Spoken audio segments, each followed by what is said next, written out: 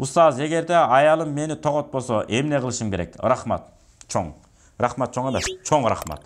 Сынаточ мурун айтылат кыргыз тилде. Ушундайлар аябай көбөйдү. Рахмат чоң деп коет. Чоң рахмат, чоң деген биринчи айтылыш керек. Аялыңыз тоготпайса, аялыңыздын деңгээлинен өйдө болууга кайсы жагынан? Илим жагынан, билим жагынан, жүрүш-туруш жагынан, тазалык жагынан өйдө болуп алыңыз. Ал тогото турган абалга жетип алыңыз. Жакшы мамилени жасай бериңиз. Жакшы балдардын бир сүйкүмдүү атасы болгонго аракет кылыңыз. Күндөн күнгө өнүгүңүз, өсүңүз, китепке окуңуз. Анан Кудай буйруса, аялыңыз сизден ажырап калгандан корксун. Мына ошондой сезиле берет сизге. Анан аялыңызга дагы үй бүлө бактылуу болуш үчүн эмнелерди кылыш керек?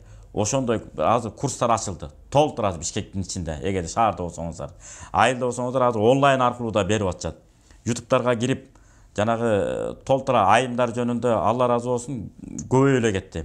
Ошолорду акырын личкаларына катталып алып, бактылуу айым, Нур Академиясы деген, дагы мына Марва ТВ'нда, Марар радиолорунда айтор бир түрлүү жагынан алып келип, аялдар бактылуу болуш үчүн эмне кыла алабыз деп, ушинтип сабактарды уюштуруп аткан эжекелер, карындаштар бар.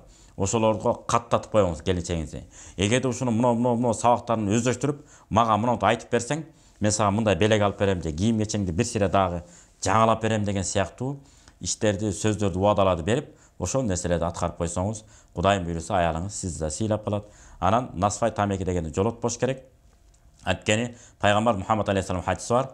Адам сөз сүйлөгөндө периштелер эмне болот? Мына жерине келип тыңшайт.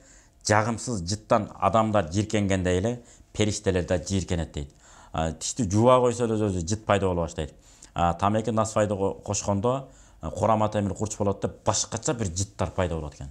Ошолорго чыдап төрөп түшүп келе жаткан апаларга, карындаштарга да чоң рахмат. Ошон үчүн муну ыргытыш керек. Ошондон анан эркектер деңгээлибиз өсөт дагы.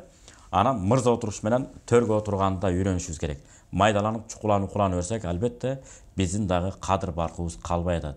Ошон үчүн намыскөй, окатчылыкка, жүрүш-турушка, анан адилеттүүлүккө, анан кайын журтту колго алып, мынамдап сыйлап коюңуз. Кудай үчүн ал дагы. Анан бара эмне болот? Келинчегиңиз да сизди сыйлап калат, Кудай буйруса.